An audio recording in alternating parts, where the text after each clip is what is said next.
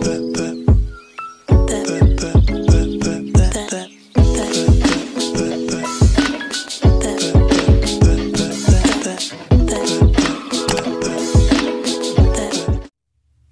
guys! This is Janice once again and welcome back sa ating channel!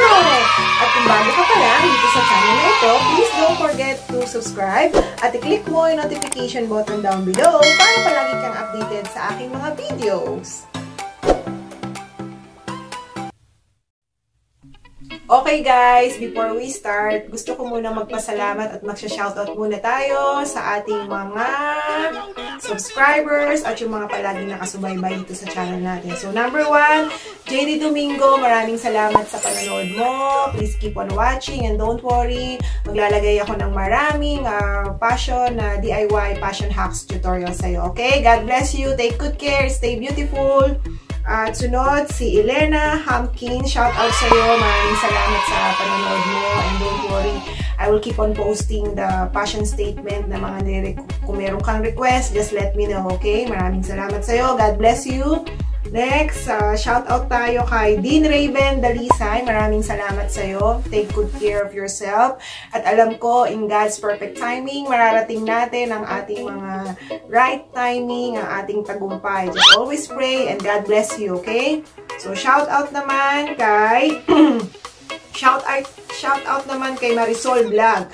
Yan, natutunan niya kaagad yung adobo kasi paborito niya talaga yun. Tsaka mostly naman, 'di ba, kapag meron tayong gusto, meron tayong paborito, ang bilis-bilis nating natututunan kasi gusto nga natin. Okay? So, thank you so much sa panonood mo. God bless you.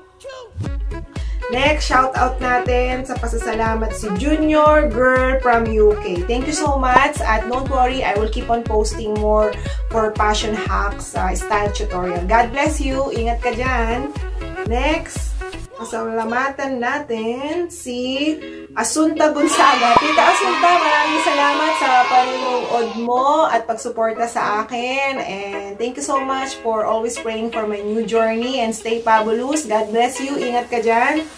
And gusto kong magpasalamat siyempre sa aking, ayan, may nag-text pa. Gusto kong magpasalamat sa aking kapatid, Sander, Jan Sander. Supportahan nyo guys ang San and Kidos. Maraming salamat sa iyo. You are the greatest blessing for me. At natututuruan mo ko ng mga editing techniques, lahat ng mga concept na pwede kong ilagay dito sa vlog ko. Maraming salamat sa iyo. And I will pray for your journey too. And thank you so much sa mga pamangking ko, kay Jamboard and Lina. You're doing a good job. At nasusuportahan niyo si daddy niyo. Maraming salamat sa inyo. And thank you so much. Gayang-gaya niyo yung intro ko ha. Pati expression ni Jamboard. Gayang-gaya. Good job. I love you, Lana. Always be a good girl to your parents, especially to your mom and dad. And to your tita, okay? Thank you so much.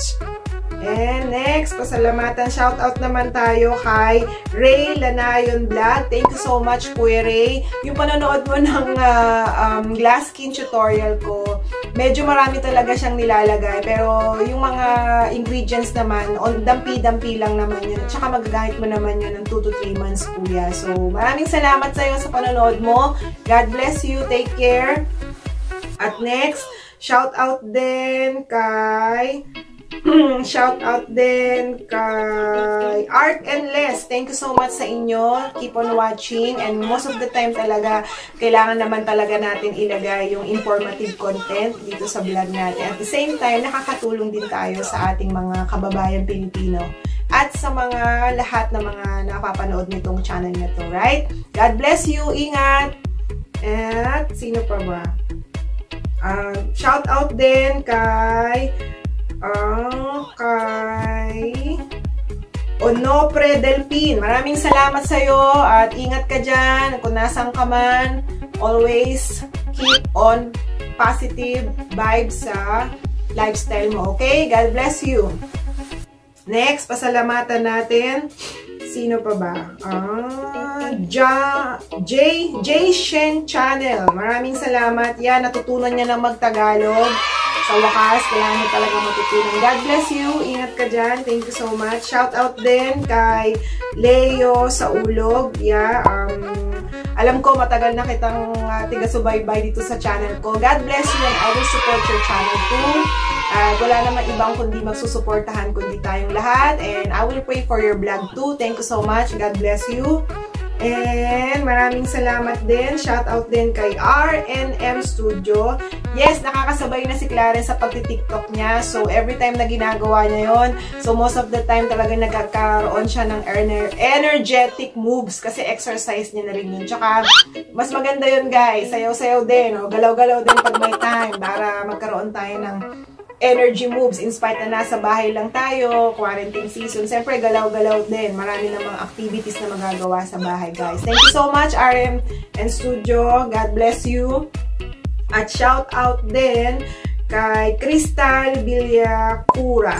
Thank you so much. Nakakatuwa talaga yung tignan kasi marami din ako nare-receive na comments kasi nga nakikisabay si Clarence. Pero most of the time, honestly, nahirapan namin siyang gumalaw ng moves kasi after work, ginagawa namin yun. After work niya, yung mga buto-buto niya medyo sumasakit na rin. Tsaka hindi niya masyado nagigets yung mga dance steps na yung kapanahunan natin, millennial, di ba? Pero madali naman siyang natututo sa mga simple steps. Tsaka ano naman siya yung sa TikTok naman, almost, 1 minute lang or wala pa nga 1 minute, magagampanan mo na yung dance step natututunan mo kaagad.